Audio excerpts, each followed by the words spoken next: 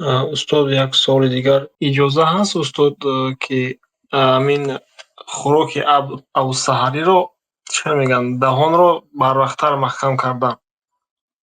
بله، بر وقتتر بستن هم اجازت است، ولی ثوابش کاملش به وقت سحری نزدیک، مثلا 4 دقیقه 3 دقیقه به سحری نمانده است تا همون وقت خوردن خوب است. برای چی؟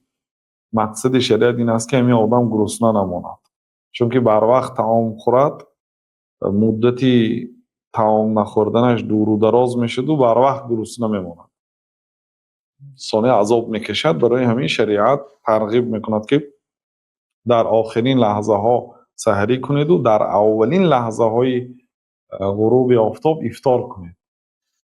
پیامبر صلی الله علیه و سلم گفتند که همیشه مردم در نیکی است مادامی که افطار بر وقت میکنن و سحری دیر میکنن. لیکن بر وقتتر ضرورت شده ما مثلا هیچ گپی ندارد، مثلا بر وقت 1 ساعت 2 ساعت اگر پیش خوریدم هیچ گپ ندارد، لیکن در وقت سحری آخرهای وقت خورید خوب است.